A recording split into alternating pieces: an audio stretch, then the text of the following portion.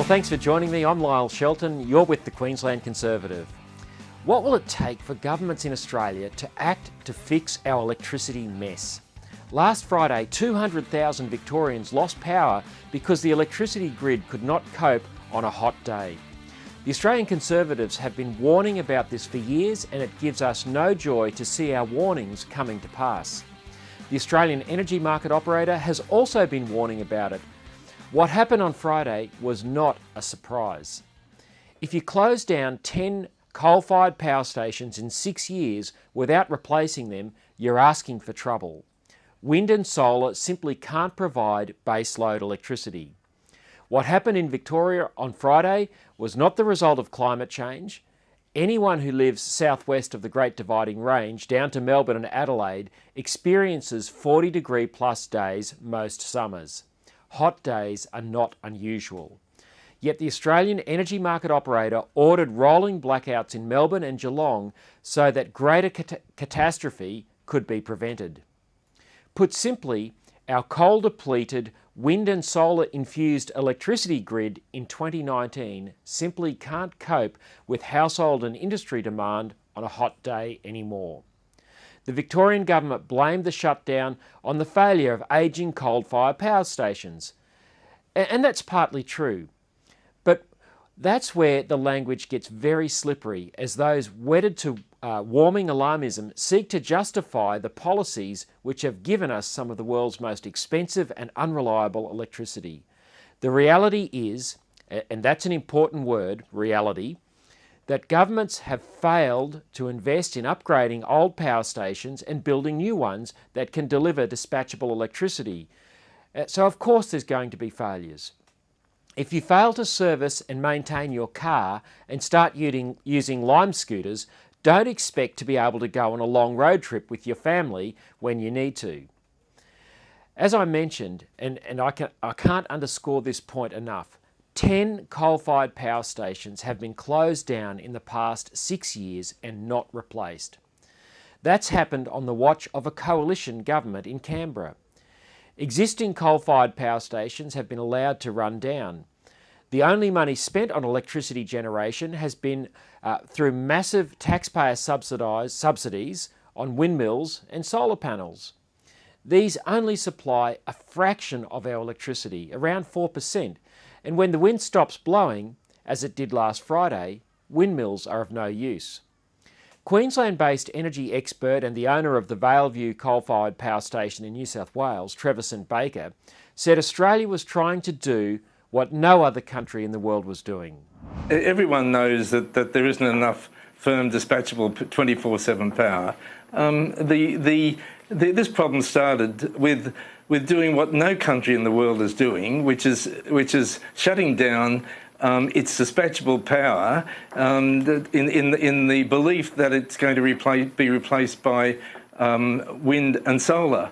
We have a sort of a renewables zealotry here that thinks that wind and solar, when the wind's out, when the wind's blowing and the sun's shining, can supply power around the clock. Whereas everywhere in the world where they have much more interconnected systems, where they have nuclear power, they have baseload hydro, they have cheap gas, or they have coal, they use whatever dispatchable power they have, and they must have as much dispatchable power as meets their future demands without wind and solar. Mr St Baker has put forward a plan for 2 new coal-fired power stations to be built in New South Wales and Victoria to shore up the grid.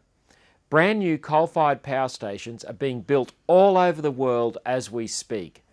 Australia is exporting record quantities of coal. It's our biggest export earner. But because the Liberals and Labor are beholden to the Greens on warming alarmism, we are not allowed to burn one lump of it in a new power station here. This has to change.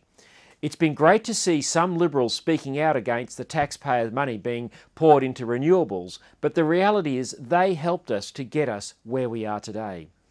Government subsidies to energy companies building unreliable and expensive wind and solar are baked into the market, and these contracts would cost us more billions to get out of. blind adherence to warming alarmism has made energy policy in this country a joke. The whole thing is a politician-induced mess.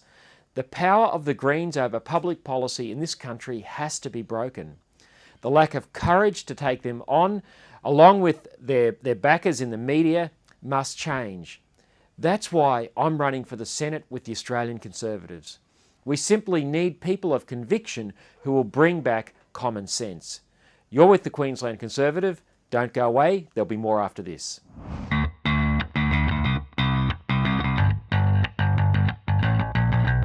Welcome back to the Queensland Conservative. I'm Lyle Shelton.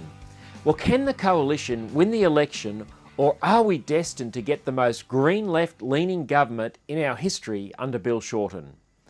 There was a glimmer of hope in this week's news poll, with the Coalition recovering some ground despite a horror week of ministers announcing their retirements ahead of the election. It looked like rats abandoning a sinking ship, yet the poll turned. Maybe Victoria's electricity crisis jolted voters. Last Friday's politician-induced blackouts in Melbourne should have been a wake-up call for Victorians who late last year voted to give Green left-leaning Premier Daniel Andrews another 4 years. His 50% renewable energy target by 2030, one that is mirrored by Shorten federally, is only going to lead to more blackouts and higher electricity prices. Sadly, electricity is going to need to get a lot more expensive and blackouts more frequent before voters realise their ladder is leaning against the wrong wall. The apathy and lack of comprehension of the consequences of what they are voting for is staggering. But it is not just Shorten's electricity policy that will hurt people. Bill Shorten is promising $200 billion of new taxes. He's promising to abolish negative gearing on second-hand properties. Experts say this will force house prices down and rents up. He's going to slug self-funded retirees by putting taxes on their franking credits, a form of double taxation on money which has already been taxed. This will affect about 1 million people. But a future Shorten government won't just have a green tinge. It will be rainbow-coloured as well, with plans to ramp up the teaching of children that their gender is fluid and moves to police thought and speech which does not fall into line. A Labor government will be one where political correctness is on steroids. High taxes, big government and big brother will be the order of the day. It will be lights out for freedom of speech, and it will be lights out quite literally. A Liberal government under Scott Morrison will of course be better, but sadly many of their people are just as aligned with green left thinking.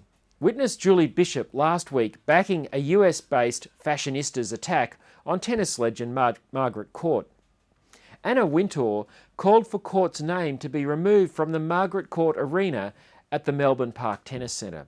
Court's crime? She does not support the redefinition of marriage. Yet Julie Bishop backed this anti-free speech position which is designed to send a chilling message to the rest of us. Shut up, or you too will be demonised for your views. Despite their promises, the Liberals have failed to resolve the free speech and freedom of religion crisis caused by the legal redefinition of marriage. On climate, too many Liberals are also on board with warming alarmism and support the Paris Climate Treaty. Remember, it was the Liberals and the Nationals who gave us the so-called National Energy Guarantee, which Bill Shorten has now adopted as his policy.